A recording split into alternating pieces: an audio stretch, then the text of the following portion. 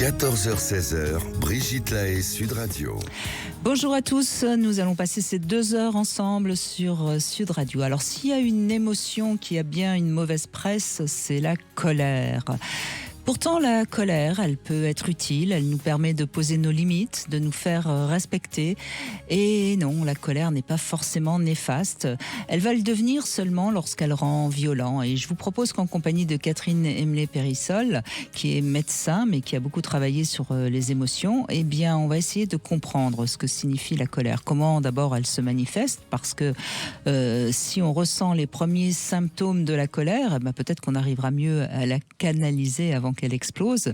D'ailleurs, peut-être un premier conseil que je peux vous donner, si vous êtes en face de votre partenaire et qui devient très en colère, surtout ne lui dites pas c'est pas la peine de t'énerver, parce que ça va le rendre encore plus furieux. Donc voilà, ça c'est déjà un petit conseil que je peux vous donner. Je pense que Catherine sera d'accord avec moi. Bon, en tout cas, vous allez mieux comprendre pourquoi on se met en colère, comment on peut se calmer, comment on peut la gérer, cette colère, lors d'une dispute par exemple. Et puis si vous avez envie de témoigner ou de poser des questions, vous pouvez bien sûr nous appeler au 0826 300 300.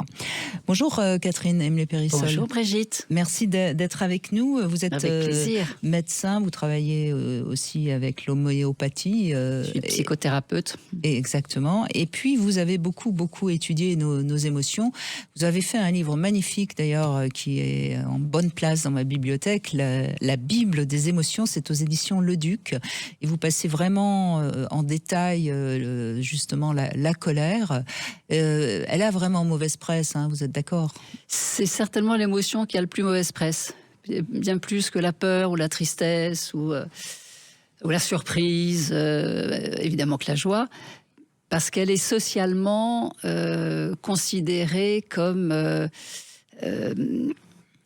comment dirais-je, comme un défaut, quelque chose qui ne devrait pas exister. On est censé. C'est pas bien d'être en colère. C'est pas bien, c'est pas correct, c'est pas.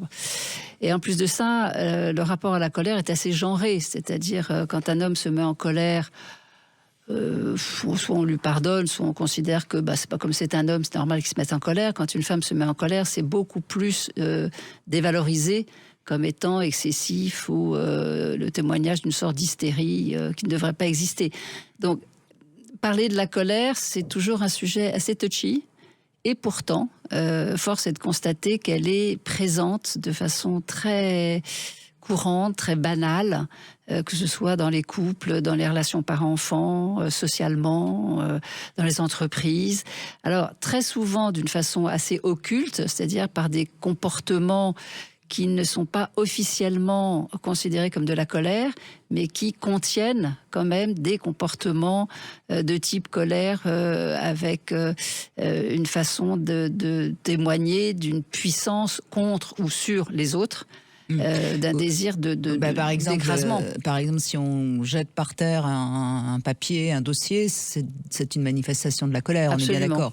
Alors évidemment, ça ne se manifeste pas sur quelqu'un, mais celui qui est en face va bien ressentir la colère de l'autre. De toute façon, il va donc mal le vivre. Tout à fait. Mais on peut aussi considérer que l'humiliation est une forme de colère déguisée sous forme d'un sourire ou d'un jeu de mots, alors que la parole est une parole d'humiliation. Une remarque ironique, par exemple, est souvent aussi une manifestation de la colère. Donc il y a vraiment différentes formes de colère, et ce qui me semble important pour raconter ce que c'est que la colère et comment la canaliser, comment, j'ai envie de dire, en faire bon usage, c'est non pas de regarder pourquoi on est en colère, c'est-à-dire d'essayer de remonter à des causes extérieures, il m'a mal parlé, il n'est pas respectueux, elle n'est pas correcte, etc. Mais de regarder le pourquoi en 2 mots, c'est-à-dire à quoi nous sert la colère, quelle fonction elle a, puisque comme toute émotion, comme tout ressenti, il y a une fonction au ressenti de colère, et que plus nous en sommes conscients, plus nous pouvons l'utiliser au mieux. À bon escient, en tout cas. À bon escient, en connaissance des causes qui animent cette colère. Justement, la colère sert à nous respecter, à poser nos limites. Absolument, à poser des limites et surtout à nous rappeler qui nous sommes. dans l'échange que nous avons ou dans la situation à laquelle nous sommes confrontés. Ça veut dire que quand on est en colère, c'est parce qu'on ne s'est pas senti respecté ou parce qu'on nous marche sur les pieds ou parce que... Alors après, c'est notre réalité, c'est pas forcément la vérité. On nous marche sur les pieds, nous ne sommes pas respectés, et si nous nous mettons en colère, c'est bien parce que il y a une résonance, ça fait caisse de résonance à l'intérieur de soi, et que la méconnaissance ou l'absence de valorisation que nous nous accordons dans cette situation, eh bien, nous nous y pallions grâce à la colère. C'est-à-dire la colère, c'est un excès qui dit quand même quelque chose de juste. Ce qu'il faut bien comprendre, c'est que par exemple, on pense à c'est plutôt des hommes d'ailleurs, mais qui vont être un peu colériques dès qu'on leur parle. Pour eux, un peu mal, c'est souvent des enfants blessés en fait, et c'est parce qu'ils ont été humiliés par un père ou par même une mère, que la moindre remarque est prise comme une critique et ils se mettent en colère. Donc c'est ce travail-là qu'ils doivent faire, parce que sinon ils vont jamais se sortir de cette colère qui nuit à la relation. C'est ça, c'est-à-dire qu'ils doivent effectivement faire ce lien avec c'est quelque chose qui parle de moi dans la façon dont j'ai été mal traité, au sens littéral du terme, et que la colère, moi j'aime bien dire que c'est un palliatif, c'est-à-dire comme nous ne savons pas comment parler d'une façon juste de qui nous sommes, nous utilisons cette énergie de colère pour l'affirmer de façon puissante et quelquefois même de façon violente. Donc c'est tout ce travail qui est effectivement à l'œuvre dans la colère, et c'est pour ça que c'est important de voir que ça a une fonction. Donc vouloir absolument contrôler sa colère, c'est comme de vouloir contrôler un volcan, ça explose encore plus. D'autant plus. Tout à fait. Et c'est pareil lorsqu'on a envie, ou qu'on casse quelque chose, etc. C'est de la colère qui est agie, en l'occurrence, mais c'est pareil, ça parle de quelque chose de nous. C'est ça. Ça parle de nous, dans qui nous sommes, dans la personne que nous sommes. C'est pour ça qu'on dit souvent, à juste titre, que la colère est une émotion essentiellement sociale, donc dans les rapports, dans les interactions, et qu'il s'agit bien de ce sentiment d'injustice par rapport à la personne que je suis. Justement, vous venez de dire le mot, l'injustice. On pense aux émeutes qu'il y a eu le week-end dernier après la victoire de la France. On a vu... De Paris. De Paris, pardon. Oui, mais enfin, Paris, c'est la France. On l'a vu, effectivement. On a vu beaucoup de colère. Oui. Et alors, encore une fois, ça ne justifie en aucun cas c'est tout ça. Mais ça montre bien que ces jeunes sont en colère. Et il n'y a que en les aidant à prendre conscience de leur colère qu'on va pouvoir les sauver. Sinon, ils vont continuer, ils vont devenir archi-délinquants, etc. Alors, évidemment, moi, je ne suis pas en train de faire de la politique, là. Je suis juste en train d'expliquer... Décrire le phénomène. Que ça permet de comprendre... Et à ce moment-là, peut-être de pouvoir mieux trouver les éléments pour que tout ça se canalise, quoi. Je ne sais pas si vous vous souvenez, il y avait un petit dessin dans un Astérix qui montrait, c'était un go, Astérix et les Go, et qui montrait un homme avec une très grande houppelande, massif, etc. Et au moment où il enlevait la houppelande, c'était un petit bonhomme tout mince, tout menu, etc. La colère, c'est ça, c'est-à-dire c'est une espèce de grossissement que nous donnons à voir pour nous sentir plus puissants dans une situation où, face à une parole, face à un acte, etc., que nous considérons comme une injustice, et qui parfois est une réelle injustice, voire une humiliation, mais c'est comme si nous nous donnions un super courage avec la colère, qui est très... Alors, c'est épuisant, la colère, mais sur le moment, ça donne une incroyable énergie. Et ça rassemble beaucoup, beaucoup d'énergie. C'est pour ça que nous crions.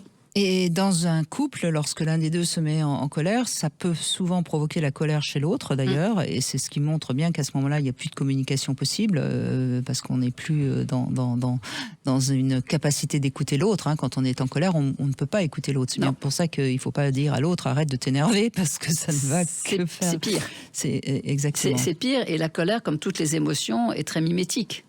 On parle de contagion émotionnelle, c'est juste. Et donc on s'énerve contre la personne qui s'énerve, et c'est comme ça qu'il y a effectivement un crescendo qui peut aller jusqu'à la violence, malheureusement, et qui témoigne effectivement d'une injustice mutuelle et d'une d'une incommunicabilité à ce moment-là et d'une impossibilité à s'écouter, ce qui est évidemment dramatique.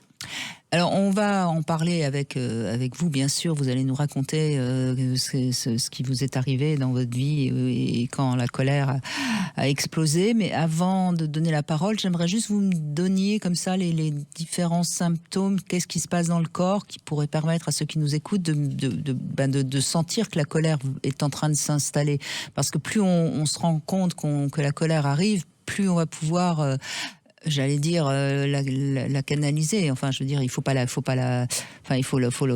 l'accepter d'être en colère, mais il faut pas la laisser monter, parce qu'après c'est trop tard, quoi. Alors, il y a un élément qui très souvent passe inaperçu, c'est que juste avant qu'il y ait cette bouffée d'émotions type colère, il y a quelque chose qui s'est infiltré quand même, qui est plutôt de la peur.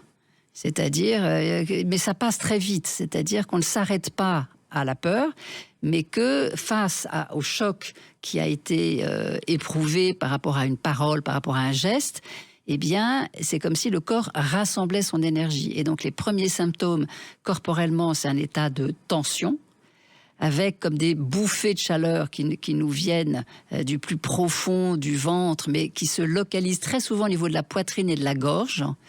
On devient rouge de colère. On devient rouge de colère. Évidemment, le cri, la voix change immédiatement au profit d'une tonalité beaucoup plus puissante, beaucoup plus criante.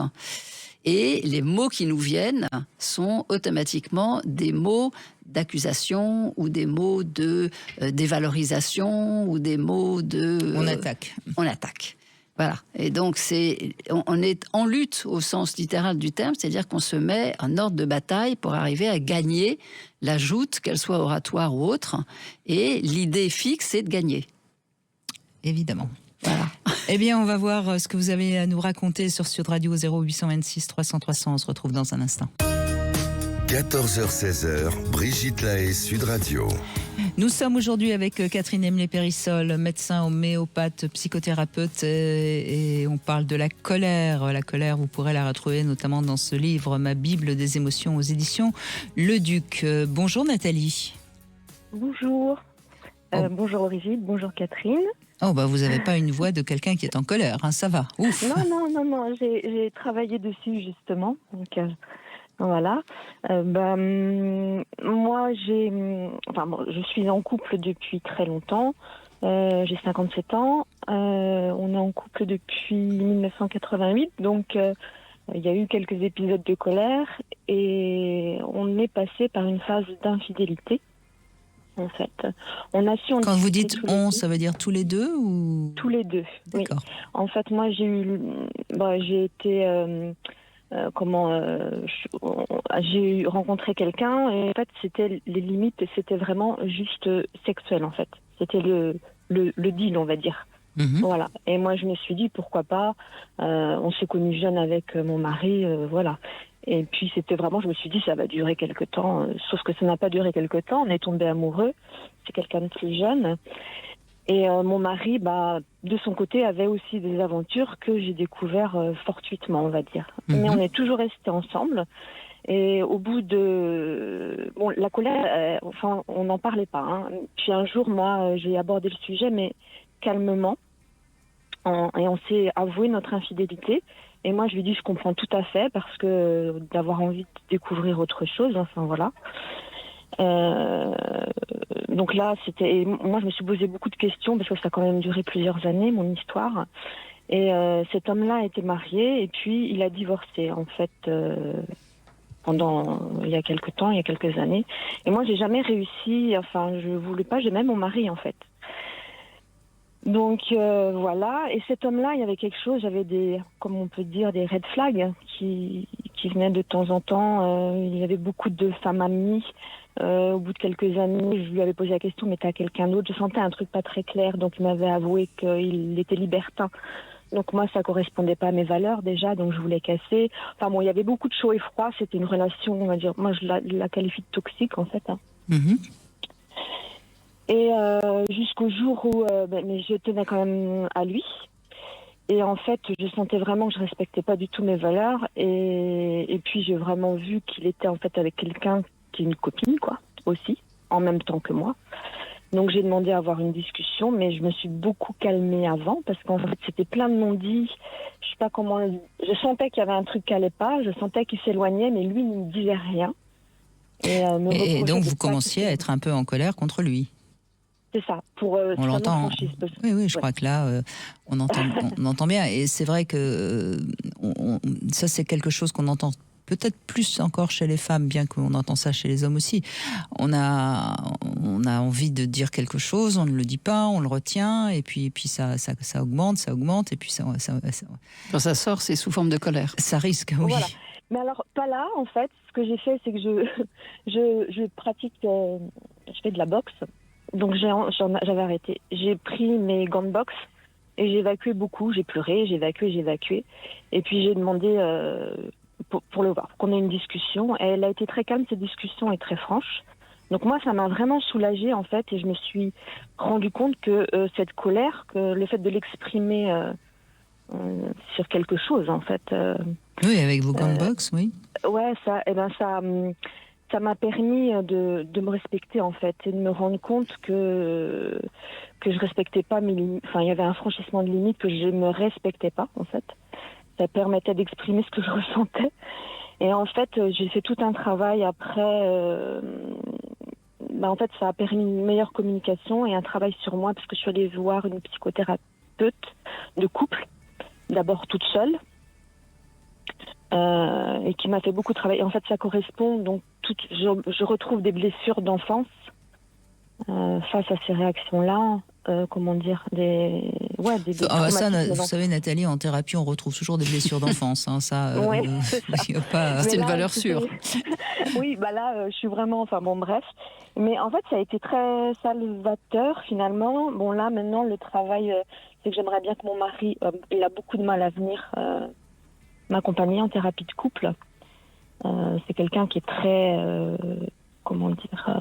Mais est-ce que vous avez besoin qu'il y aille? Parce que vous avez envie de vous découvrir, d'avancer dans votre compréhension de vous-même, mais peut-être que lui trouve qu'il va bien. Disons que depuis... Oui, pardon. Depuis ce temps-là, enfin, au niveau des relations sexuelles, c'est pas terrible, quoi. Enfin,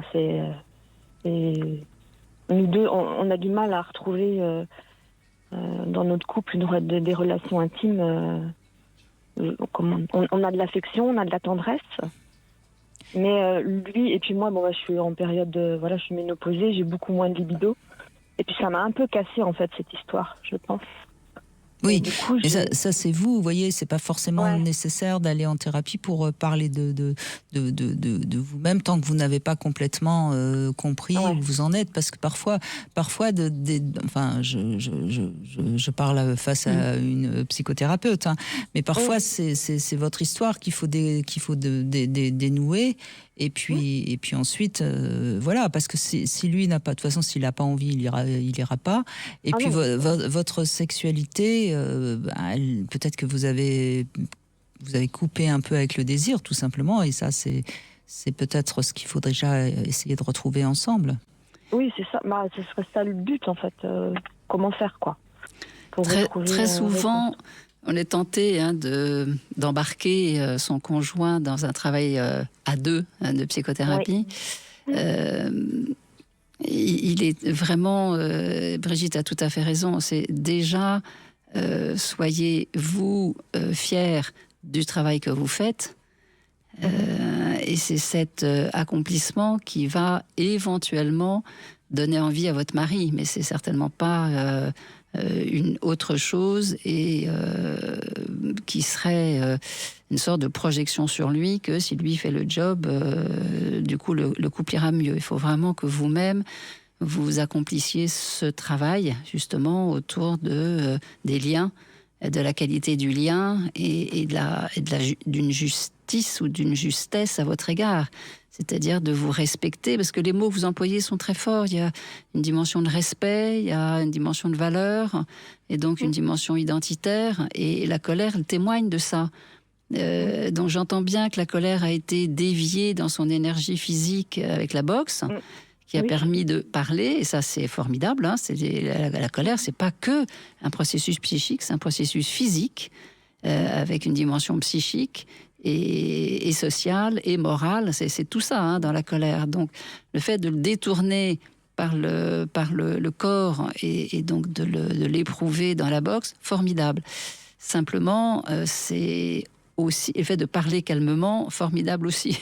Mais le but, c'est pas que tout redevienne à plat, c'est aussi d'entendre qu'il y a à construire ou à reconstruire justement ces valeurs qui ont pu être bafouées ou cette justice intérieure ou cette sécurité intérieure qui a pu être malmenée. Oui, c'est ça. Mais je vois pas comment le faire toute seule, quoi. Parce que moi aussi, j'ai un désir qui est... Vous le faites en thérapie. Oui. Et c'est le travail thérapeutique, c'est-à-dire le travail de la connaissance de vous-même qui va vous permettre de retrouver un chemin relationnel avec votre mari plus juste de là où il en est. Parce que sinon, vous continuez à attendre de lui quelque chose. Et cette attente, on sait à quel point elle peut entretenir la colère.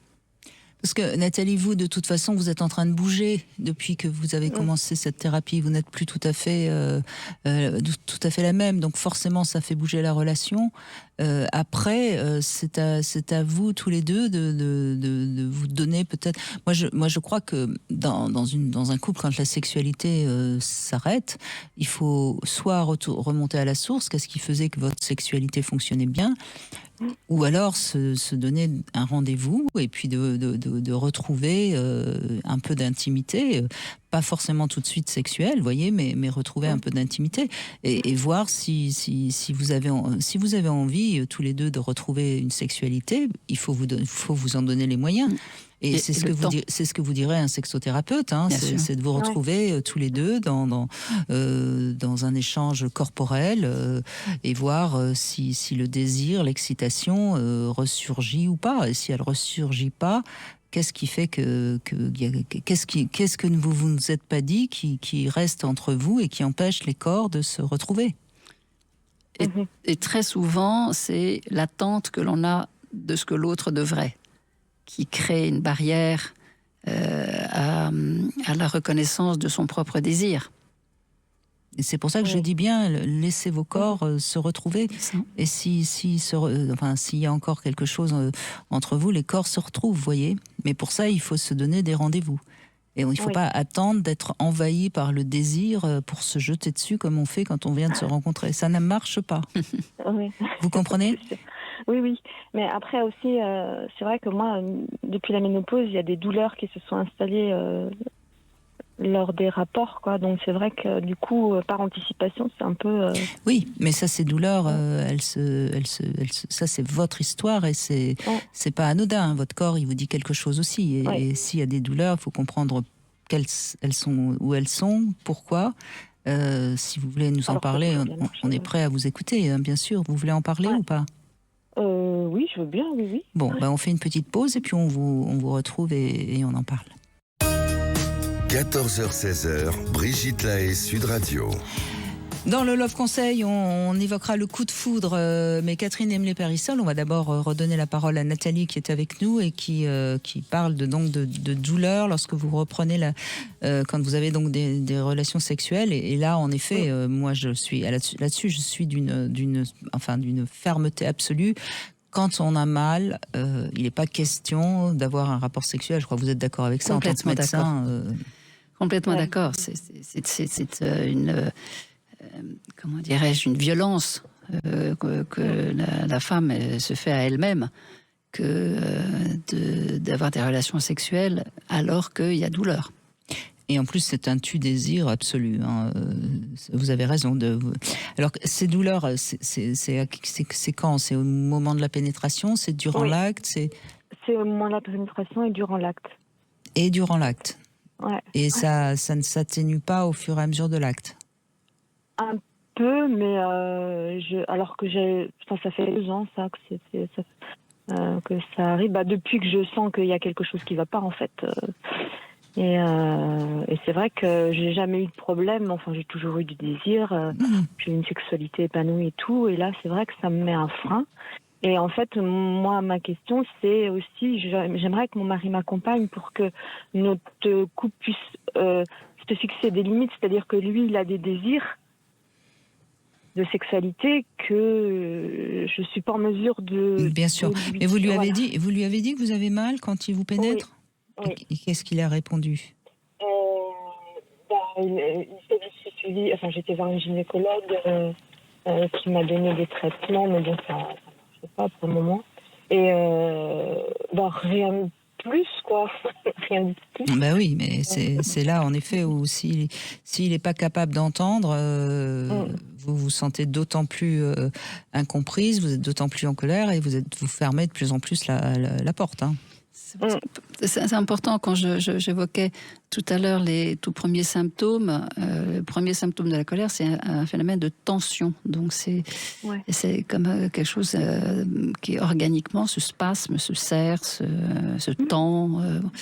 Et donc, effectivement, toute tentative de pénétration resserre encore un peu plus et augmente encore un peu plus la douleur. Donc, quand vous dites que ça fait à peu près 2 ans que ça a commencé, et notamment à ce moment où intérieurement vous doutiez que quelque chose n'était pas juste, il est très possible aussi qu'il y ait une manifestation que votre corps exprime dans la sexualité, dans l'intimité, que votre corps exprime cette colère, cette tension. Donc ça veut dire qu'il y a effectivement quelque chose là qui demeure depuis 2 ans et que ça fait obstacle à un rapprochement et à une sexualité, ou en tout cas un contact plus doux et qui respecte effectivement là où vous en êtes, mais d'aller chercher qu'est-ce que dit votre corps. Vous savez, Catherine, le corps et l'esprit, c'est la même chose, c'est lié, c'est complètement lié.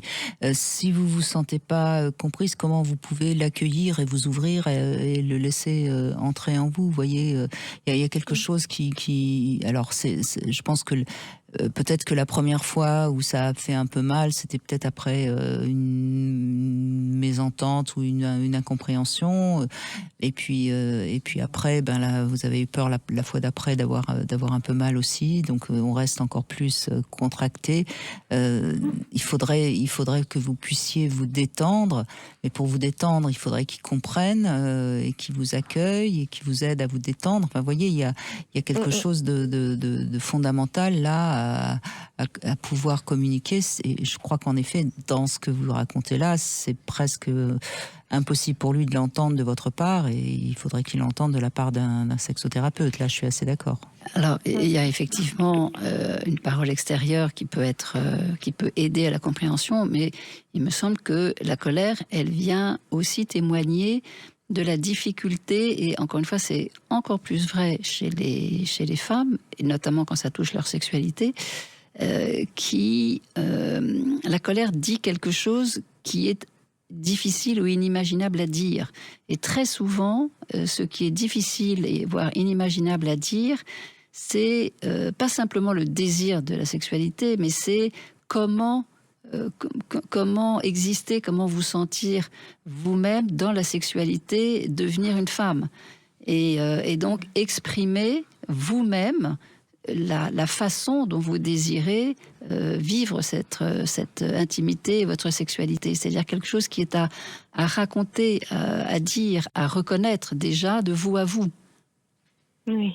Vous voyez, il faut que vous puissiez vraiment exprimer tout ce que vous avez subi et qui vous a blessé, de part et d'autre. J'ai beaucoup de mal. C'est ça. Écrivez-le peut-être. Ce que m'a conseillé ma thérapeute, j'ai écrit beaucoup de lettres que j'ai brûlées pour justement aussi évacuer tout ça. Et ça, c'est vrai que ça m'a beaucoup aidé. Mais maintenant, c'est ce lien que je voudrais soit on reconstruit, soit on reconstruit pas, quoi. C'est ça. Oui, bien sûr. Mais on s'aime, enfin on se le dit, on s'aime. Mais voilà, moi je pense qu'il a des attentes que je suis pas en mesure de lui apporter pour le moment. Mais vous pensez, ce que vous venez de dire, vous pensez qu'il a des attentes. Mais vous pensez, oui, est-ce que c'est il est en demande. Oui, mais il est en demande parce que pour lui, ce serait la manière de sentir que vous ne partez pas et que vous êtes encore, que vous l'aimez encore. Vous voyez, c'est peut-être pas du sexe qu'il demande, c'est des. D'être rassuré. Vous voyez, c'est important de comprendre qu'un homme qui demande qui demande une relation sexuelle, qui demande de faire l'amour, il demande pas du sexe, il demande. C'est sa manière à lui, comme beaucoup d'hommes. Oui, mais beaucoup d'hommes. Sont très inquiets quand la femme ne les désire plus parce que pour eux, il a l'impression de la perdre. Et donc, plus il a l'impression de la perdre, plus il demande du sexe, plus vous croyez qu'il demande du sexe et plus vous vous fermez. Vous voyez, on est vraiment dans une incompréhension certainement de part et d'autre. Encore une fois, je ne suis pas sûre de ce que je dis, il faudrait l'écouter lui. Oui. Alors ça aussi, le fait de pouvoir l'écouter, c'est un point essentiel. Mais ce cercle vicieux qui consiste à regarder comment chacun exprime, mais exprime sans dire. Ça peut paraître très paradoxal, mais en fait, chacun est persuadé que l'autre devrait comprendre, voire et serait capable de comprendre, alors qu'on ne dit rien. Chacun est évidemment dans ce leurre, dans cette illusion. Et en même temps, cette illusion est partagée par aussi bien les hommes que les femmes. D'où l'importance de l'écouter pour entendre effectivement ce qu'il désire réellement.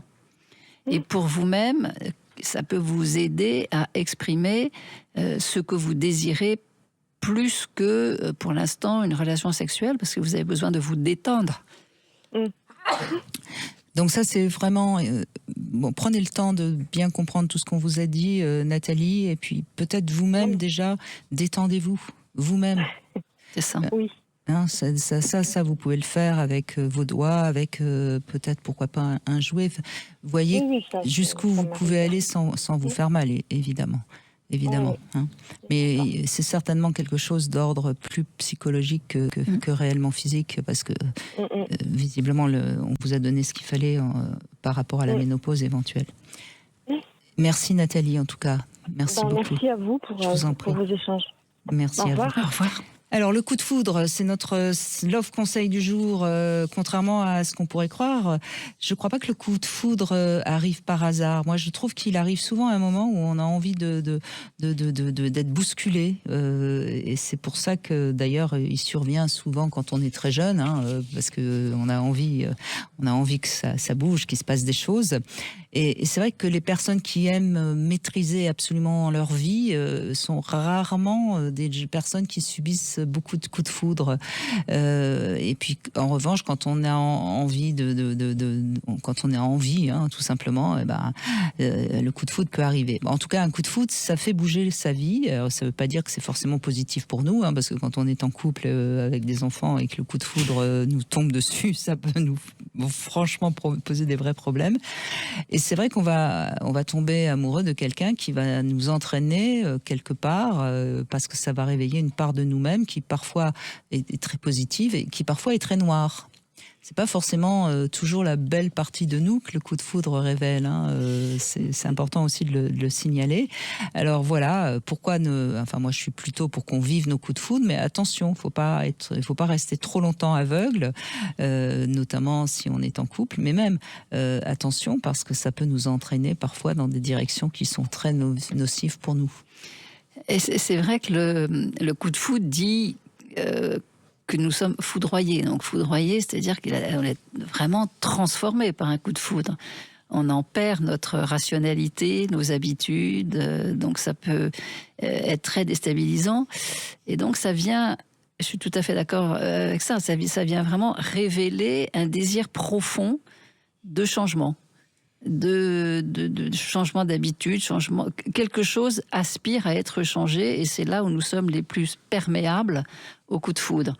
Et effectivement, cette perméabilité au coup de foudre fait que nous pouvons rencontrer des personnes qui peuvent être tout à fait bien intentionnées ou pas, mais qui peuvent aussi participer à nous transformer et à révéler cette part de nous qui a envie de transformation, parce que nous sommes des êtres d'évolution et nous vivons longtemps, et donc il y aurait une espèce d'illusion à croire que la vie serait un long fleuve tranquille. Naturellement, chacun aspire à se transformer. Après, Après, c'est les moyens que nous nous donnons pour accomplir cette transformation, mais elle est de toute façon inhérente à la vie. Voilà ce qu'on peut dire du coup de foudre. On fait une petite pause et on vous invite à nous rejoindre. Vous avez envie de parler de votre colère ou de la colère de votre partenaire. 0826 300 300. À tout de suite. 14h-16h, Brigitte Lahaie, Sud Radio. Nous parlons de la colère aujourd'hui en compagnie de Catherine Emlé-Périssol. Vous êtes médecin, homéopathe, psychothérapeute et on vous invite évidemment à réagir sur Sud Radio. Et c'est Raphaël qui nous rejoint. Bonjour Raphaël, merci de prendre la parole. Merci à vous de m'avoir invité, c'est gentil, merci beaucoup. Donc vous avez été assez colérique, Raphaël ? Non, moi je suis plutôt du côté être assez zen, quoi, assez relax. Je ne veux pas prendre les choses au pied de la lettre et des choses assez. Je suis assez compréhensible et j'aime pas trop aller au conflit. Moi, je suis plutôt à tout éviter, tout ça pour pas. On ne sait jamais comment ça peut dégénérer, tout ça. Donc, moi, je suis pas du tout du genre à être colérique ou. Ouais. Alors c'est marrant parce qu'en vous écoutant, j'ai presque l'impression que vous avez un peu peur de la colère. Ouais, tout à fait. Non, oui. Ouais. Quand on voit tout ce qui peut se produire par un geste de colère, par une pulsion, que moi ça me fait tellement peur que je n'ai pas du tout du style à Mais m'énerver pour rien. c'est intéressant parce que ça parle aussi beaucoup de vous, ça, et ça parle beaucoup de gens comme vous, hein, surtout aujourd'hui avec les images qu'on voit dans les médias sans cesse dès qu'il y a un peu de violence. On aime bien dans les médias montrer la violence à tel point qu'on imagine qu'elle est à tous les coins de rue. Et ça peut provoquer, en effet, un peu d'angoisse et un peu de peur, justement, de la colère. On cherche à éviter, effectivement. Et d'ailleurs, c'est exactement les mots que vous utilisez. C'est j'évite le conflit. J'ai plutôt peur du conflit. Et donc, nous nous comportons d'une manière telle que on va éviter le conflit. Alors, retrousser les chemins, c'est ça. Que d'aller à me prendre la tête, à aller au débat infini et que ça finisse mal. Je préfère ne pas rentrer dans ce sujet-là, moi, et tourner les talons. Alors, c'est vrai que c'est très bien, sauf qu'il faut faire juste attention de ne pas aller jusqu'à ne plus vous respecter. Donc, si c'est dans des discussions entre collègues à la machine à café, ça n'a aucune espèce d'importance. Il veut avoir raison, qu'il ait raison, et puis vous passez votre chemin. En revanche, il faut faire attention que dans des relations d'amitié, et d'autant plus dans des relations de couple, il ne faut pas non plus s'écraser sous prétexte qu'on ne veut pas rentrer dans le conflit. Ouais, non, c'est tout à fait ça. Ouais. Vous avez tendance à éviter le conflit à tout prix ? Non, pas avec mon épouse. On est plutôt assez tous les deux assez calmes, donc on se prend pas trop la tête.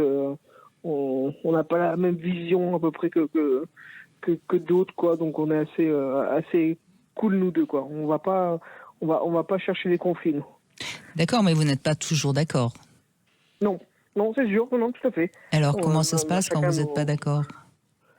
Bon, on en discute, quoi. On peut très bien bouder un petit instant, mais pas... Ah, la bouderie, ça c'est intéressant. C'est quoi ? On dit souvent que c'est une agressivité passive, la bouderie. Vous êtes d'accord avec ça, Catherine ? Alors, c'est une agressivité empêchée, on va dire plutôt. C'est-à-dire qu'on reste dans sa bulle, dans son coin.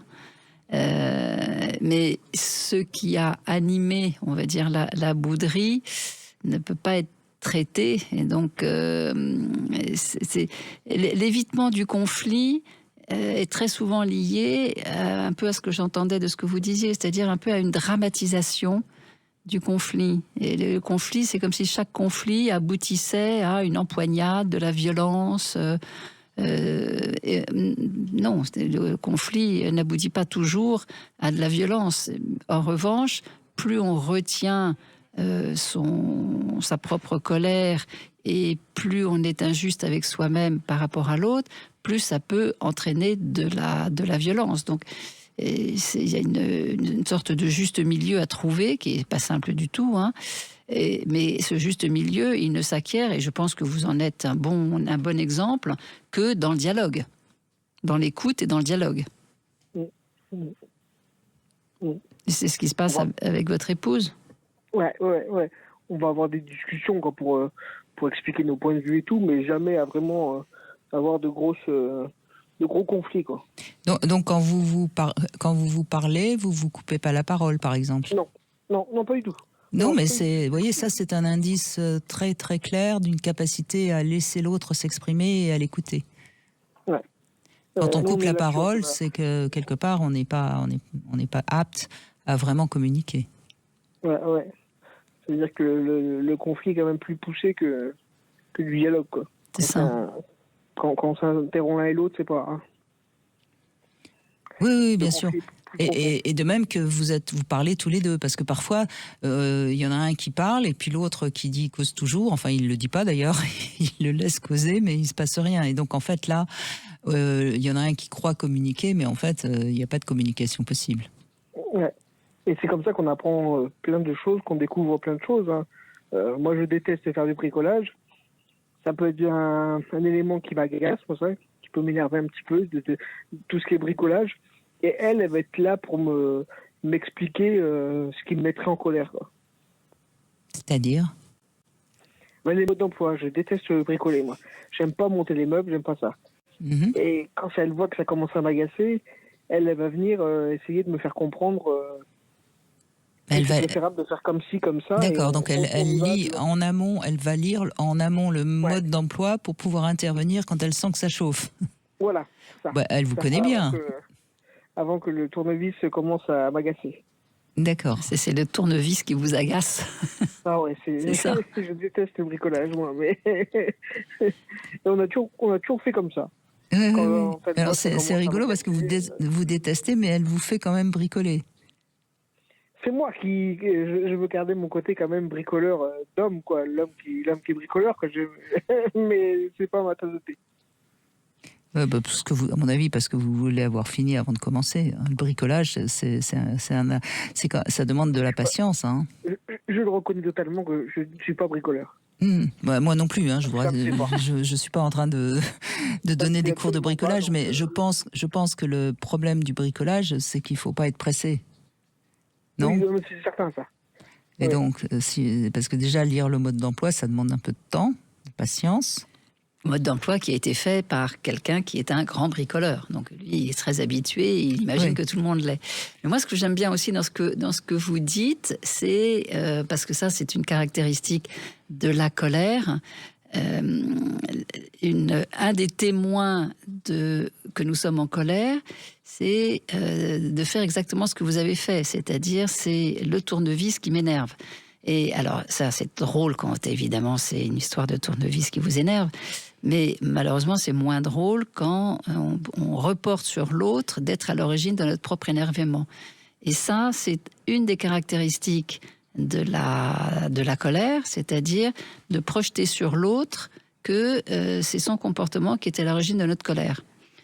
Et autrement dit, d'éviter de reconnaître qu'il y a quelque chose en nous qui réagit à une forme d'injustice, d'impatience, peu importe, et que dans notre vocabulaire, ce que nous disons, nous inversons les positions, et ça devient l'extérieur, l'autre, la société, ou je ne sais quoi, qui serait à l'origine de notre colère. Et donc c'est une occasion là de dire ça aussi, ça fait partie des symptômes.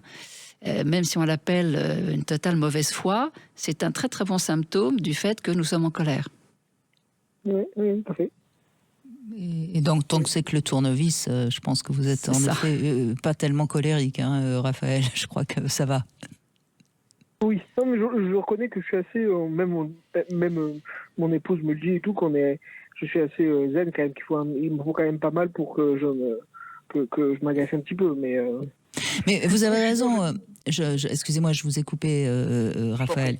Mais je crois que c'est important parce que on entend beaucoup maintenant des gens qui regardent les infos et qui se mettent en colère pour des choses qui sont finalement très extérieures à eux. Mais quelque part, ça parle bien de quelque chose qui est en eux, non ? Ah oui. Bien sûr. Quand on veut, on est capable de se maîtriser quand même. On est capable de C'est pas simple. plein de choses qui sont mises en place pour qu'on puisse être assez calme et tout. On peut très bien. Alors, si vous parlez à un certain nombre de personnes sur leur capacité de maîtriser leur colère, malheureusement, vous déclenchez un plan hors sec. Là, c'est encore pire que tout. La colère, c'est très souvent, on entendait d'ailleurs dans le précédent personne qui parlait, les gens racontent souvent qu'ils ont travaillé sur leur colère.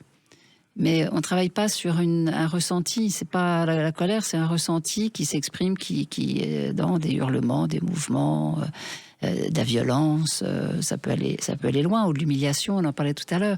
C'est pas tant sur la colère qu'il est important de travailler, mais la colère, encore une fois, est un symptôme. Donc travailler sur un symptôme, c'est pas travailler sur les causes profondes. Et donc, et d'ailleurs, on le sait, quand on enlève un symptôme, si on n'a pas travaillé, exactement, si on n'a pas travaillé sur les causes profondes, il va se déplacer. C'est ça. Et donc, ça ne sert pas à grand chose. Et donc, c'est pas tant sur, et c'est même pas du tout sur la colère qu'il est important de travailler. Et ça, c'est vraiment un élément qui, je pense, n'est pas suffisamment dit. Même dans le milieu des psychothérapies ou de la médecine. On ne travaille pas sur un symptôme, on travaille sur ce qui en est à l'origine, et donc la reconnaissance de sa propre nature et de ses blessures et de son identité. Et c'est ça qui... En gros, des raisons pour travailler. lesquelles on est assez souvent en colère. C'est ça. Et donc ça vient forcément, encore une fois, de sa propre histoire. De sa propre histoire, tout à fait. Merci beaucoup, en tout cas, Raphaël. On va faire une petite pause et puis on va continuer à évoquer la colère sous toutes ses formes. Mais je vous propose une petite devinette avant les infos. On va parler dans la deuxième heure, justement, avec un sexothérapeute de l'éjaculation précoce. Et donc, je vous propose cette devinette en amont. Hein. Quelle serait la profession idéale pour un éjaculateur précoce ? Je vous laisse le temps des infos pour nous répondre. Évidemment, vous imaginez bien que c'est plutôt une réponse humoristique. Vous avez envie de réagir si votre partenaire est particulièrement en colère et que vous ne savez pas comment le gérer, justement, gérer sa colère. Vous pouvez nous appeler sur Sud Radio 0826 300 300. On se retrouve tout de suite après les infos. 14h-16h, Brigitte Lahaie, Sud Radio. Rassurez-vous, je ne suis absolument pas en colère. Tout va bien, cool. Et nous sommes avec Catherine Emlé-Périssol. Vous êtes médecin, homéopathe, psychothérapeute et vous êtes l'autrice de Ma Bible des émotions aux éditions Le Duc, où vous abordez toutes nos émotions et notamment la colère. C'est donc l'émotion dont on parle aujourd'hui. Avant de donner la parole à Sophie qui nous rejoint, je voudrais la réponse à ma devinette. Quelle serait la profession idéale pour un éjaculateur précoce ? Vous n'avez aucune idée. Voilà, aucune. Livreur, il rentre et il décharge rapidement. C'est joli. C'est très joli. Bah oui, évidemment. Bonjour Sophie. Oui, bonjour Brigitte. Oh, vous m'avez l'air plutôt en joie qu'en colère, là, avec la voix. Vous aviez raison, vous le disiez au début de l'émission, Catherine Emlé-Périssol. La voix est très révélatrice de notre émotion dominante. Hein. Oui, très. Parce que là, on entend Sophie, on la sent pas du tout en colère. Non, beaucoup plus dans l'ouverture, voire la joie. Quelqu'un en colère, la voix est crispée, tendue, perchée. En tout cas, merci pour l'invitation. Je suis ravie de pouvoir participer à cette émission sur ce sujet qui me passionne depuis 25 ans. Ah oui, pourquoi ? Ça a été vraiment une découverte pour moi, les fleurs de Bach, du coup, quand je suis rentrée des États-Unis. Et j'avais effectivement, je suis rentrée des États-Unis et il n'y avait plus de repères. Et j'avais passé autant de temps en fait à m'adapter là-bas que de revenir chez moi en France. Et je pensais que c'était simple pour moi de revenir en France. Et en fait, c'était un petit peu aussi délicat que de s'adapter là-bas en fait. Hein. Donc j'ai découvert ces fleurs à mon retour. Et le fil de la vie a fait que j'en suis devenue adepte.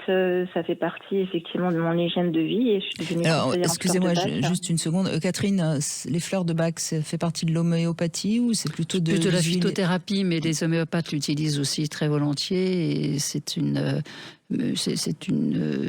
juste le mode de création, on va dire, hein, de dilution, etc., qui change.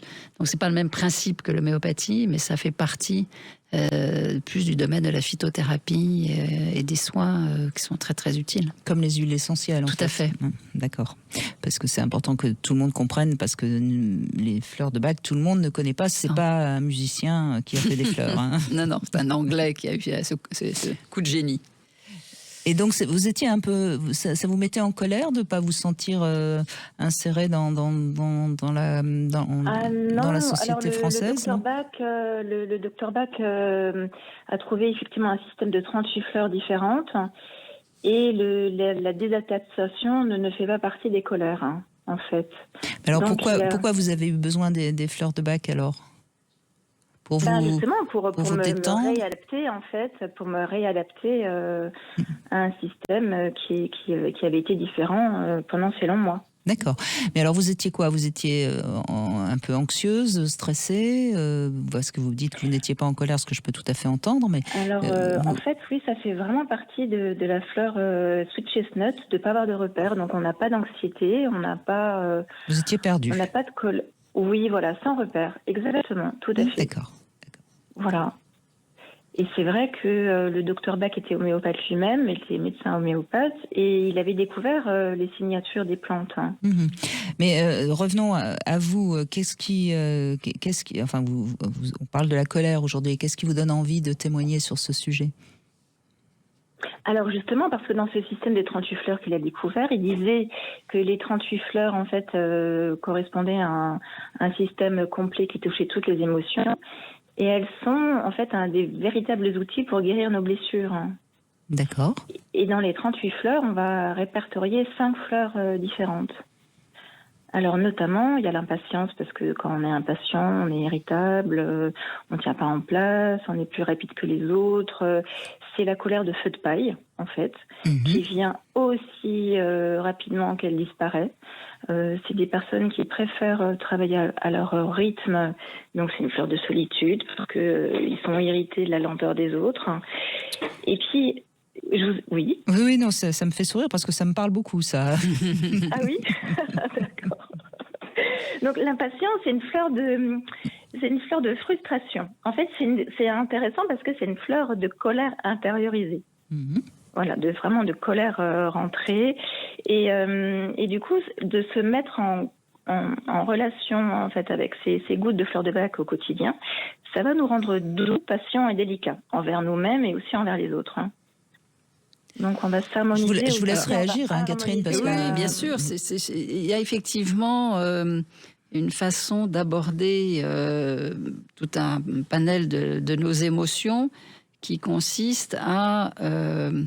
alors c'est vrai évidemment avec l'homéopathie, c'est vrai avec les fleurs de Bach, c'est vrai aussi avec certaines huiles essentielles qui, en étant ingérées, participent à harmoniser l'ensemble de notre organisme. Donc là, on intervient plus, là aussi, hein, sur le symptôme, en harmonisant l'ensemble du système émotionnel. Alors, malheureusement, ça ne marche pas chez tout le monde, hein, mais en tout cas, c'est une des façons d'aborder un état... on va dire un peu à vif, un peu un état émotionnel, une tonalité émotionnelle. Et c'est vrai que lorsque c'est à l'occasion d'un changement ou à l'occasion d'un événement assez précis, l'usage de l'homéopathie, des fleurs de Bach ou des huiles essentielles peut être tout à fait intéressant. J'ai envie de dire, malheureusement, lorsque cette colère est beaucoup plus fondatrice, au sens où la colère serait le seul moyen d'arriver à exprimer quelque chose de son identité et de sa place au sein d'une famille ou d'une société, cette harmonisation, puisque c'est quand même l'intention des fleurs de Bach, cette harmonisation, elle peut se révéler intéressante, mais elle est évidemment insuffisante pour arriver à ce que la personne, comment dirais-je, révèle d'elle ou se révèle au-delà de la colère qui l'anime comme processus de survie. Voilà, donc vraiment, je vous rejoins dans l'intérêt de cet usage tout à fait précis, qui chez certaines personnes a des effets tout à fait bénéfiques. Il me semble que la colère, ou là où les personnes sont gênées par la colère, que ce soit la leur ou que ce soit celle dans la relation, il faut avoir, me semble-t-il, recours aussi à la compréhension de ce que dit cette colère, de la valeur et de comment dirais-je, de l'intelligence profonde qui anime la vie de la personne. Et que là, on est au-delà du symptôme. Il faut vraiment aller à l'intérieur, puiser à l'intérieur. Qu'est-ce que la colère dit de moi que je ne dis pas? Oui, Sophie, vous voulez réagir, non? Oui, tout à fait. Mais le docteur Bach était déjà dans cette idée d'avoir une vision globale. En fait, il était un des premiers à parler de la maladie et maladie, en fait. Donc, il encourageait effectivement son patient à oui, ce qui a été mal dit. Du déséquilibre. Vous voulez dire, vraiment. c'est ça, ce qui a été mal dit, oui. Mais bien sûr, mais en attendant, oui, la colère, évidemment, c'est pas une maladie, mais c'est souvent, en effet, des choses qu'on ne sait pas dire. On ne sait pas dire, et qui, faute effectivement de les nommer, de les reconnaître dans leur valeur existentielle, eh bien, ça fait des ravages. C'est-à-dire ce qu'on voit aujourd'hui d'une manifestation de colère, et de plus en plus chez les adolescents, chez les jeunes adultes, dans les manifestations, etc. Cette colère, elle dit quelque chose. Et c'est pas en envoyant des fleurs de bac qu'on va régler cette colère. Malheureusement. Ça, c'est malheureusement. Mais on voit bien aussi, c'est ce que disent... Pas forcément, parce que la colère explosive, justement, elle se retrouve dans une autre fleur. Oui, mais enfin la bon... colère cocotte minute. Oui, mais je pense pas malheureusement que ça va résoudre le problème. Mais certains sociologues le disent bien, le fait que les mots ne soient... Enfin, que les ados utilisent de moins en moins de mots, c'est aussi quelque chose qui peut expliquer plus de colère. Quand on n'a pas les mots, on a les points. On a les points. C'est un facteur qui, aujourd'hui, est évidemment très préoccupant. Cette diminution, je ne dis pas cette disparition évidemment, mais cette diminution des mots et de la connaissance de la valeur des mots favorise effectivement une explosion, puisque le langage c'est d'autant plus développé qu'il témoigne de qui je suis dans la relation avec l'autre. Et que moins je trouve les mots pour témoigner qui je suis dans la relation avec l'autre, plus l'adolescent ou l'adulte a recours à la violence pour témoigner de cette identité. Et d'ailleurs, moi j'observe beaucoup les animaux, et c'est d'ailleurs par les animaux que j'ai commencé à comprendre ce qui se passait entre les êtres vivants, et on voit bien que chez les animaux qui n'ont pas le langage, il va y avoir des postures qui vont être une manière de communiquer, et nous, normalement en tant qu'être humain, on a le langage, mais si on ne se parle pas, on en arrive évidemment tout de suite avec des gestes qui sont des gestes violents et qui sont néfastes. Et ce qui est très très douloureux à entendre, ce sont les personnes qui ont fait vraiment un effort pour arriver à dire quelque chose d'eux, et faute d'avoir été écoutés, vérifient que décidément il n'existe pas, tout le monde s'en fout. Et donc, il y a effectivement osé parler, entraîner la parole et développer la connaissance des mots. Qu'est-ce que je veux dire? Et puis, il y a le développement de l'écoute, c'est-à-dire c'est la capacité à recevoir les mots de l'autre comme ayant du sens pour la personne qui les prononce. En tout cas, merci Sophie. Vous avez peut-être, grâce à votre témoignage, fait découvrir les fleurs de Bach. En fait, oui, je vous en prie, allez-y. Malheureusement, en fait, oui. C'est-à-dire que dans le système, en fait, la colère, on va la retrouver dans 5 fleurs différentes. Donc, il y a impatience, il y a Oli. Oli, c'est vraiment la fleur, le Oli, donc par respect de la nationalité anglaise du Dr Bach, on va effectivement, c'est le ou en anglais, donc c'est le symbole de Noël, c'est l'amour au sens large, avec des valeurs nobles d'amour, et elle est concernée par les personnes qui ont la rage, une colère extériorisée, contrairement à l'impatient qui a plutôt une colère intériorisée. Donc c'est vraiment la fleur des personnes jalouses à tous les niveaux, que ce soit avec leur conjoint, au sein de la fratrie, d'une collègue, des envies de vengeance, de haine. Et puis il y a la fleur beech. Alors la fleur beech, c'est l'arbre, le hêtre. Donc si vous voyez un arbre, un hêtre, il a une écorce complètement différente d'un chêne. C'est-à-dire que c'est vraiment comme une toile tendue de cuir sur son tronc, qui lui fait ressembler en fait à vraiment un muscle tendu. Et donc on imagine toute la tension intérieure des personnalités beach qui, eux, peuvent exprimer une colère par intolérance. Donc là, en fait, on va avoir une fleur qui est reliée au système du poumon. Donc ça va être des personnes très colériques par intolérance, qui peuvent avoir des problèmes de peau, d'eczéma. Et puis il y a le cherry plum, donc là c'est une colère explosive, c'est la fleur de bac cocotte minute. J'ai envie de casser une ville d'assiette. Souvent ce sont des personnes qui ont une spiritualité mal comprise. Voilà, donc ils sont comme parfois téléguidés, ils ont une perte de contrôle absolument énorme, totale. Et puis la cinquième, c'est une colère intériorisée qui est très intéressante. Elle s'apparente en fait à la rancune, l'aigreur. Ce sont des colères rentrées. C'est la fleur du calimero, c'est la fleur du ressentiment. Oui, la rancœur, voilà, évidemment. Voilà. Voilà, écoutez, c'est une belle fleur de rancœur. Et grâce à cette fleur, on va pouvoir être acteur de son destin et accepter ses responsabilités face à son destin. Bon, j'ai toujours dit qu'il fallait offrir des fleurs. Merci beaucoup, Sophie. On fait une petite pause et on se retrouve dans un instant. 14h-16h, Brigitte Lahaie, Sud Radio. On continue avec Catherine Emlé-Périssol à évoquer la colère. Je rappelle que vous êtes médecin homéopathe, psychothérapeute. La colère, je crois que malheureusement, à Soumagny, vous avez autour de vous des personnes assez colériques. Bonjour. Oui, bonjour. Bonjour, Brigitte, bonjour aux auditeurs. Et Catherine qui est avec nous. Je suis Catherine, bonjour, excusez-moi. Donc, je vous remercie pour m'avoir l'occasion de m'exprimer aujourd'hui.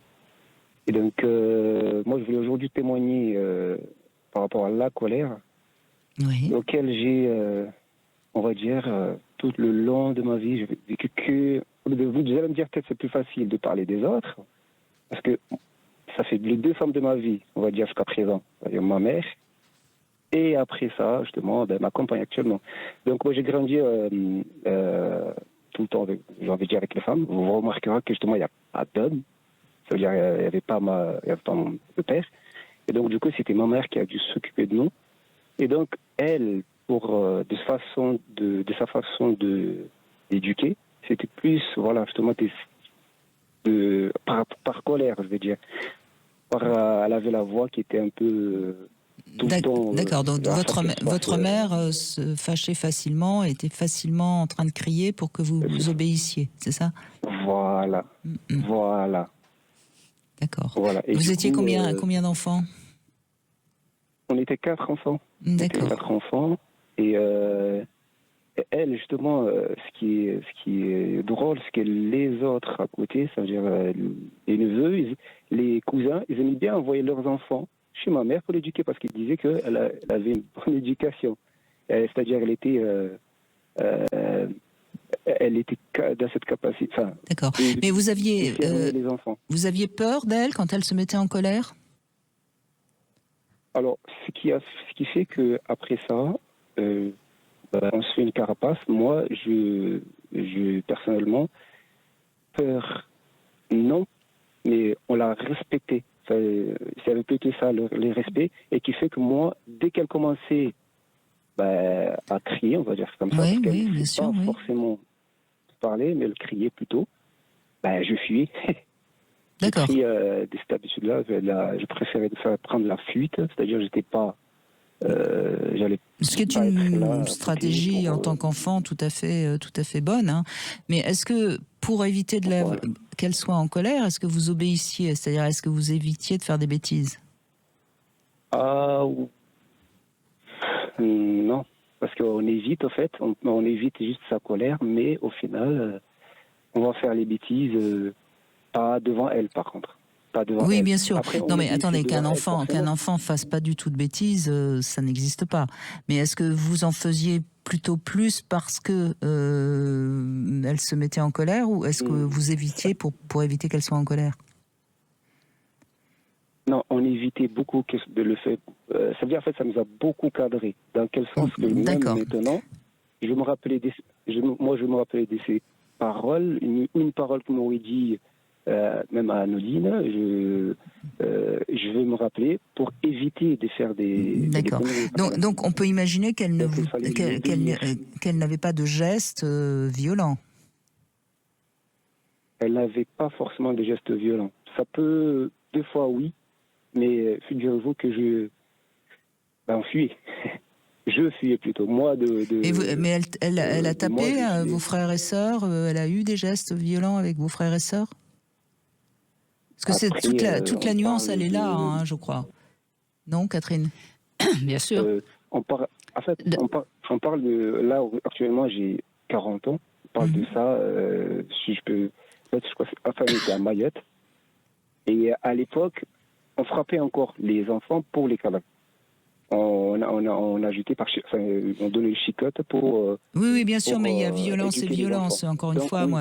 moi, je pense qu'un enfant, on peut... Enfin, il y a des parents qui ont donné des fessées sans que ce soit violent et qui n'ont pas traumatisé les enfants. Et puis, il y a la violence des coups qui là, est une colère tout à fait inacceptable.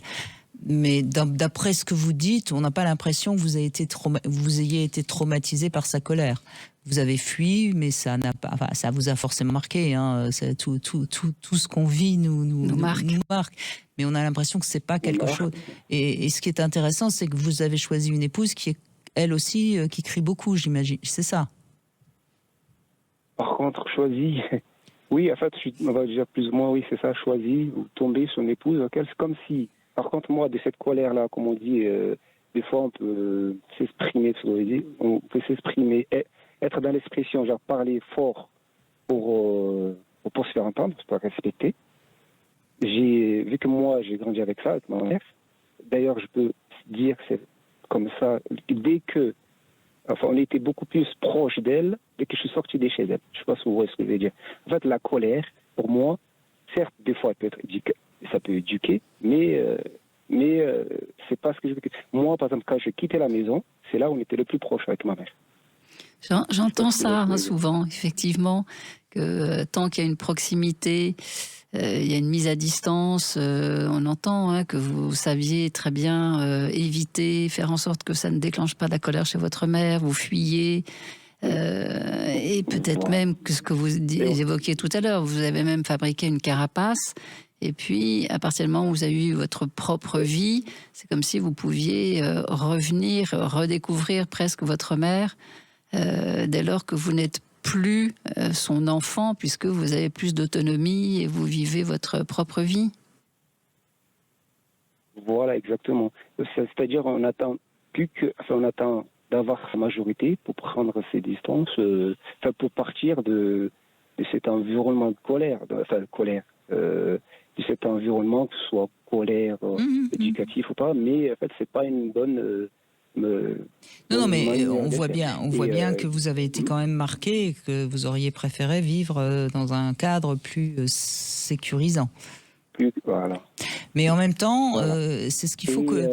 Excusez-moi, je vous coupe, mais c'est pour expliquer à ceux qui nous écoutent. Ce qu'il faut bien comprendre aussi, c'est que pour vous, en tant qu'enfant, vous avez intégré que le fait qu'elle vous criait après, c'était aussi une preuve d'amour. Et c'est pas par hasard que vous êtes avec une femme qui crie aussi, parce que quelque part, alors c'est un repère qui est pas forcément très juste, mais c'est un repère qu'il faut comprendre. C'est ça, c'est-à-dire que... Voilà, c'est exactement... C'est exactement ça, c'est-à-dire en fait... Pardon. Allez-y. Dites-moi. Allez-y. En fait, moi, j'aurais aimé justement éviter ça, parce que j'ai évité ma mère. En fait, en gros, pour moi, j'ai évité ma mère là-bas pour la retrouver encore ailleurs. Pour la retrouver tant que compagne, en fait.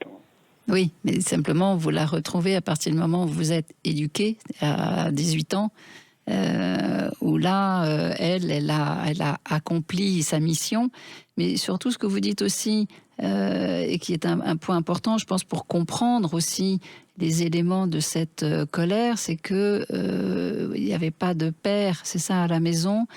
Et que moi j'entends très souvent, des personnes qui ont été élevées plutôt par leur mère, parce que le père était absent, et dire combien ils avaient en face d'eux une mère qui était tendue, qui criait souvent, comme si la colère de la mère témoignait d'une forme d'autorité, mais que cette autorité n'arrivait à se manifester que sous la forme de la colère, presque aux dépens de gestes de tendresse ou d'amour.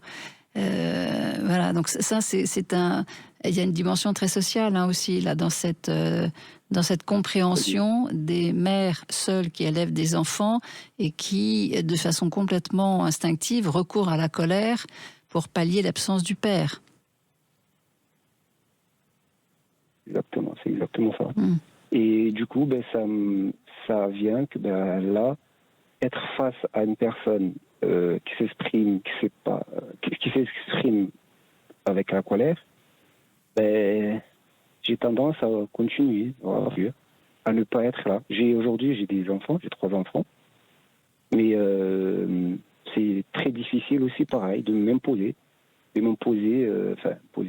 d'être là dans le cadre pour éduquer les enfants, dans l'éducation des enfants.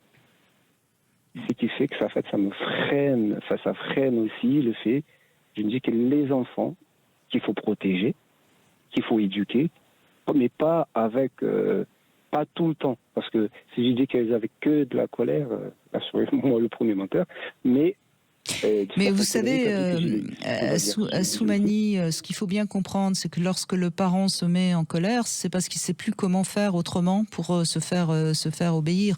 L'éducation, normalement, on n'a pas besoin de la colère. Mais la colère, ça montre une impuissance, en fait. Et quand on se met en colère contre quelqu'un et d'autant plus contre un enfant, parce qu'en tant qu'adulte, de toute façon, on est forcément plus fort que l'enfant. Et si on se met en colère, c'est parce qu'on se sent impuissant et qu'on n'a plus de solution. On est dépassé souvent. Et exactement, on est dépassé. Et votre mère, sans doute, était dépassée parce qu'elle n'était pas suffisamment solide pour pouvoir mener à terme une éducation de 4 enfants qui faisait peut-être beaucoup de bêtises d'ailleurs. Voyez. C'est pour ça que je pense que dans votre couple, où vous constatez que pour vous, il vous est difficile d'être présent auprès des enfants, ce que je comprends, et que ce qui est certainement à comprendre, c'est que votre compagne elle-même, à la fois, elle est très peut-être omniprésente, notamment par la colère auprès des enfants, mais que si vous entendez que elle l'est d'autant plus qu'elle se sent seule ou qu'elle se sent dépassée, même si elle ne sait pas elle vous faire de la place, peut-être pouvez-vous vous-même dialoguer avec elle pour proposer des moments, des temps privilégiés où vous vous occupez vous-même des enfants. C'est-à-dire de la soulager, elle, de cette omniprésence en tant que maman, mais si elle ne vous le demande pas, c'est à vous de proposer, de choisir des temps privilégiés d'éducation auprès de vos enfants. Et je pense que c'est très important pour vous-même et pour vos enfants, et pour elle aussi. En fait, Assoumani, il faut juste dire simplement, ne t'inquiète pas, je suis là, je m'en occupe. Et ensuite, face à vos enfants, vous positionnez tranquillement en tant que père, en tant que figure paternelle, qui de part de toute façon, le fait d'être leur père suffit à créer cette autorité naturelle qui n'est pas de la colère ni de la violence. Mais c'est vrai que forcément, c'est compliqué d'être un père quand on n'en a pas eu. Oui. On le sait suffisamment. Il va falloir être un peu inventif. Il faut être créatif, absolument. Merci en tout cas, Assoumani, merci beaucoup. On va faire une petite pause. On se retrouve avec le Sexo Conseil. Comment réagir face à la panne de désir. Et on parlera de l'éjaculation précoce à l'occasion de la sortie de ce livre avec Sébastien Landry, qui est sexothérapeute. Brigitte Lahaie, Sud Radio, le Sexo Conseil. Catherine Emlé-Périssol, comment réagir face à la panne de désir ? C'est vrai qu'elle touche a priori plus les femmes, mais on constate qu'il y a de plus en plus d'hommes qui sont en panne de désir dans les couples. C'est dû sans doute à tout ce qui se passe au sujet de MeToo qui a forcément mis un peu les hommes en angoisse, en anxiété. Et on sait que l'anxiété, ça peut être une panne de désir pour un homme.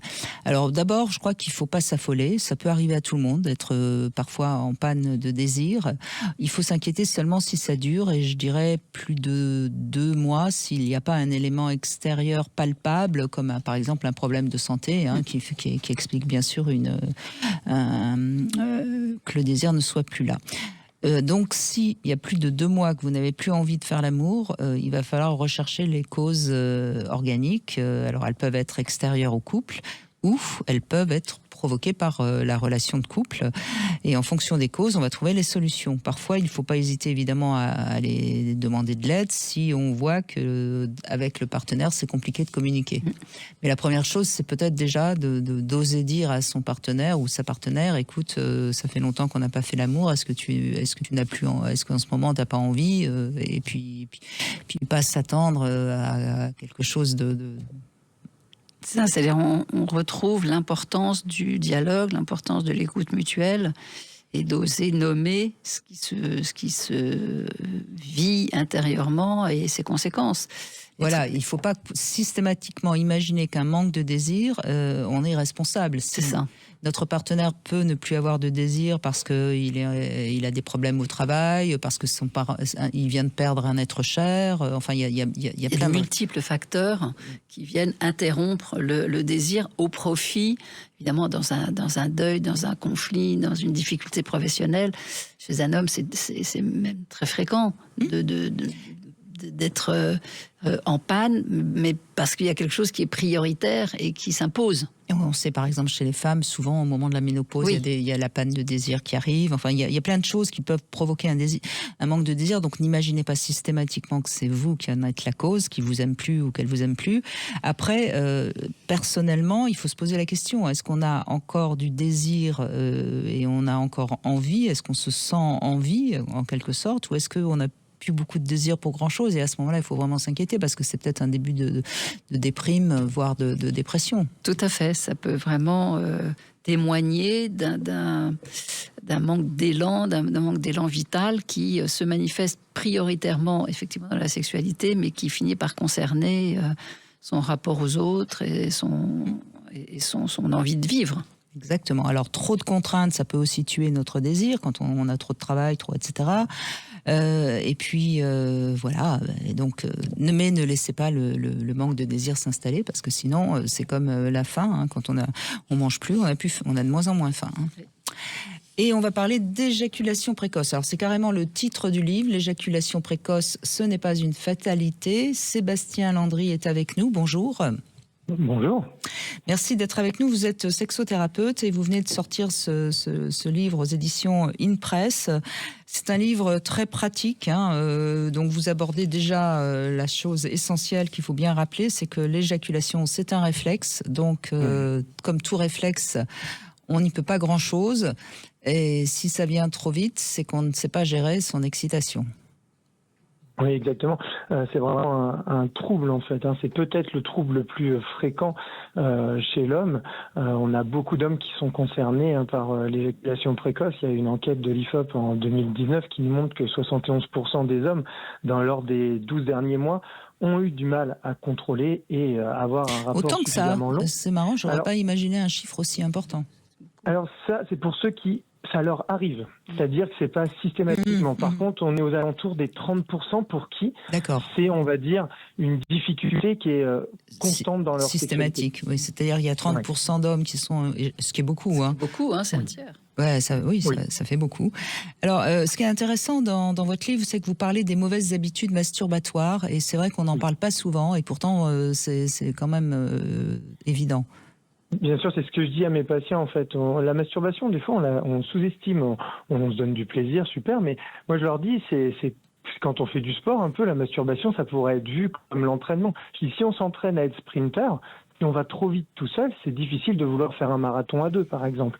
Donc, de leur montrer que oui, on se donne du plaisir, mais faut pas non plus le faire n'importe comment. Et si on a des masturbations qui sont très très rapide, on va entretenir ce réflexe éjaculatoire, on va se déconnecter un peu de ses sensations, on va avoir du mal à percevoir en fait à quel moment on va plus pouvoir faire le non-retour. Et du coup, lors du rapport sexuel avec l'excitation du partenaire ou de la partenaire, forcément, on a encore plus de difficultés à vouloir essayer de contrôler, de faire durer un rapport. Voilà, alors ensuite, évidemment, dans la deuxième partie du livre, vous évoquez tout ce qui fonctionne pour réduire cette éjaculation trop rapide. Il y a beaucoup de... En fait, j'étais un peu surprise en découvrant votre livre, Sébastien Landry, c'est que finalement, vous donnez beaucoup plus de solutions qu'on l'imagine. Donc, il n'y a pas de raison de rester éjaculateur précoce, en fait.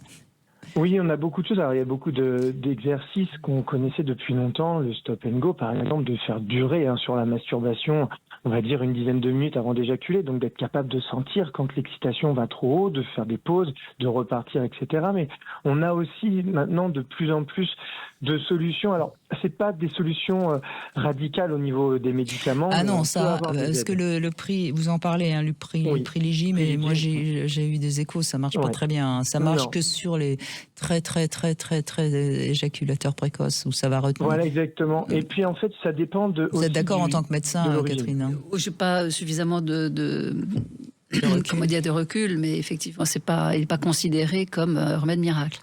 Exactement. C'est comme par exemple le Fortassin, ce spray que l'on va mettre. C'est vrai que sur quelqu'un qui a une hypersensibilité vraiment au niveau du gland, ça peut l'aider.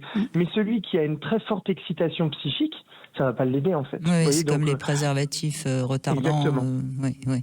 Donc c'est finalement du cas par cas et c'est toujours pareil, quoi. Ça veut dire, franchement, quand on est éjaculateur précoce, ça vaut vraiment le coup aujourd'hui d'aller voir un sexothérapeute, quoi. Et parce que c'est très compliqué tout seul, même si on achète votre livre. Alors à ce moment-là, il y a quand même des exercices qui peuvent aider, mais c'est quand même difficile de réduire, d'y arriver tout seul. C'est mieux d'ailleurs, vous le dites, quand la partenaire met la main à la pâte, si je puis dire. Exactement. Oui. En fait, le livre, il est surtout là pour un peu déculpabiliser les hommes et leur montrer que c'est fréquent, qu'ils sont pas tout seuls. Il y a des solutions, mais c'est vrai que peut-être en testant certaines choses, si ça tombe sur l'origine de leur trouble, ça peut vraiment les aider. Mais en fait, il va falloir quand même être aiguillé. Les sexothérapeutes vont être là vraiment pour essayer de trouver avec eux l'origine du trouble et pouvoir proposer des solutions vraiment adaptées à leurs problématiques et les accompagner pour essayer de régler ce problème. Oui, enfin, il y a quand même tout votre chapitre sur le traitement sexo-fonctionnel qui, là, en revanche, rien que de lire ce chapitre-là peut aider parce que, en effet, il y a des mouvements que font ces hommes-là qui sont totalement contraires à la capacité de se retenir. Donc, il faut inverser les mouvements de bassin, les mouvements, etc. Exactement.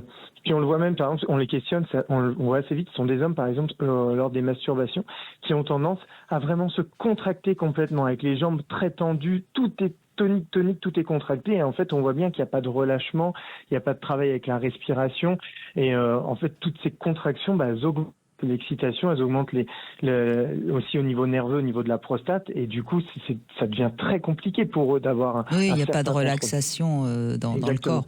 Et d'ailleurs, souvent, moi, j'aborde moins souvent ce sujet qu'au début que je faisais cette émission, mais il y a une façon de parler qui est assez rapide. On sent bien que la respiration est un petit peu et pas du tout abdominale. Et il faut apprendre à ces hommes-là à faire tout un peu plus lentement. Exactement. Respirer. Et à partir du moment où ils font tout un peu plus lentement, en général. Ça aussi. Ça aussi. Bien sûr. Et c'est pour ça que vous parlez aussi du tantra dans ce livre. Bon, en tout cas, c'est vraiment un guide pratique. Ça s'appelle L'éjaculation précoce. Ce n'est pas une fatalité, c'est le sous-titre. Et c'est aux éditions InPress. Merci en tout cas, Sébastien Landry, d'avoir pris un petit peu de temps pour nous en parler. Merci à vous. On fait une petite pause et on va conclure dans un instant avec Michel qui nous a rejoint. 14h-16h, Brigitte Lahaie, Sud Radio. Catherine Emlé-Périssol est avec nous, médecin homéopathe, psychothérapeute. Et je rappelle ce livre formidable, si vous voulez mieux comprendre ce que sont nos émotions, comment ça se manifeste, comment on peut mieux les gérer, comment on peut mieux comprendre à quel point il faut les respecter, nos émotions. Ça s'appelle Ma Bible des émotions, c'est aux éditions Le Duc. On va conclure avec Michel. Bonjour Michel. Oui, bonjour. Merci d'être avec nous. Bonjour. Alors Bonjour. justement, la colère, elle est importante quand même aussi. Hein. Il faut pas vouloir la contrôler, la nier. Alors, comment voulez-vous ne pas être en colère aujourd'hui? Pourquoi on serait en colère aujourd'hui? Il y a tellement de choses qui peuvent nous mettre en colère. La qualité de nos médias, les mauvaises informations. Alors, vous avez, Michel, à la fois vous avez raison et à la fois vous avez tort. Parce que finalement, est-ce que être en colère contre l'extérieur de soi, c'est une bonne manière de vivre? Bon, la colère n'est pas une bonne chose. Catherine, venez à mon secours, s'il vous plaît. On ne va pas l'éliminer aussi facilement, cette colère. Elle est vraiment inhérente à notre système de vie. Donc, malheureusement, c'est dire que c'est pas une bonne chose. C'est tout d'un coup avoir un point de vue, je sais pas, moralisant sur la colère. Et ça fait des siècles qu'on a déjà ce rapport. Mais je pense que il y avait une phrase comme ça que j'avais trouvée qui relatait une parole dite ou attribuée en tout cas à Bouddha, et qui disait que la colère, c'était de prendre un charbon ardent dans la main, destiné à être lancé contre quelqu'un, mais que quand on garde le charbon ardent dans la main, eh bien, on se brûle. Donc, il y a bien quelque chose qui est vivant dans la colère, mais de garder la colère et de l'entretenir en se racontant que c'est l'extérieur qui est à l'origine de la colère, eh bien, ça l'entretient et ça finit par ronger, faire des trous dans l'estomac, à minima, et entretenir un état de tension. Donc, oui, est-ce que c'est le cas? Moi, c'est pas l'estomac, c'est le foie. Ah. C'est pas mieux. C'est pas mieux. Non, mais voyez, Michel, j'aime bien cette phrase formidable. Quand on ressent quelque chose, soit on peut en faire quelque chose, soit on ne peut rien faire, et à ce moment-là, il faut s'en libérer, quoi. Et le monde extérieur qui a toujours été violent et qui sera malheureusement certainement encore très longtemps violent. Pourquoi se mettre en colère si qui ajoute de la violence? Si ce n'est que quelque part, on a un rapport avec l'injustice ou la trahison qui parle de nous. Vous voyez ce que je veux dire? Oui, si vous voulez, la difficulté, pour moi, la difficulté, c'est la gestion de la colère. C'est-à-dire C'est-à-dire que dès l'instant où je suis en colère, par rapport à certaines violences que je vis tous les jours, à travers différentes choses, j'ai parlé des médias, je parle des relations toxiques que l'on peut avoir. Vous savez, aujourd'hui, je suis tellement en colère que je ne regarde plus la télévision, je ne regarde plus les informations. Il n'y a que la radio qui me calme. J'écoute France Musique ou alors j'écoute Sud Radio. Et bravo Sud Radio avec Berkoff et vous, parce que pour moi, c'est une nourriture aujourd'hui. Tant mieux si je peux apaiser un peu votre colère. Mais voyez, absolument. Michel, ce qui est important vraiment, et je l'entends parce que je sais que beaucoup de personnes sont comme vous en colère, mais il faut comprendre la racine de ça. Parce que c'est vous avec vous-même. Parce que sinon, vous savez, on peut être en colère contre nos hommes politiques, on peut être en colère contre les médias, et alors, qu'est-ce qu'on va faire? On va exprimer de la colère et on va se faire du mal. Mais bien sûr, on peut ne plus écouter les émissions et les choses qui nous mettent en colère. Ça on peut le faire, et c'est ce que vous avez fait. Bravo. Oui. Mais je suis d'accord. Je suis d'accord avec vous. Bien sûr qu'on se fait du mal. Mais je vais être peut-être même un peu plus coquine. C'est-à-dire que malheureusement, le fait de conserver un état de colère, alors oui, fermer certains médias, bien sûr, mais surtout, la colère vous invite à accéder et exprimer une parole, non pas une parole de colère, mais une parole de justice. Et c'est ça qui est à entendre dans la colère. C'est-à-dire que la colère est d'autant plus intense et d'autant plus source de tensions, de conflits, etc., que nous nous privons nous-mêmes de dire ce qui, pour nous, est juste dans la société actuelle. Et que plus nous accédons à la valeur et à la justesse de notre propre parole, voire à la sagesse de notre propre parole, miraculeusement, la colère, petit à petit, disparaît parce que, justement, nous donnons à entendre, nous accédons. Alors, ça peut être en écrivant, ça peut être en parlant, ça peut être en rejoignant des personnes qui réfléchissent ensemble, ça peut être en agissant, je sais pas, moi, de créer une association, peu importe. Mais la colère, elle a vocation à inviter la personne à exprimer quelque chose d'elle-même, de l'ordre de la justice, de l'ordre de la sagesse, de l'ordre de l'action, et d'inventer, j'allais dire, c'est peut-être un peu pompeux, mais un monde meilleur. Or, se contenter de la colère, c'est insuffisant. C'est un bon début, mais qui est insuffisant, puisque la colère tourne en rond, en fait. Oui, tout à fait. Oui. C'est très juste. Vous voyez, c'est très juste ce que dit Catherine. Je suis d'accord avec vous. Mais alors, figurez-vous que je suis passé par le livre de Thich Nhat Hanh, La colère. J'ai pas trouvé mes réponses.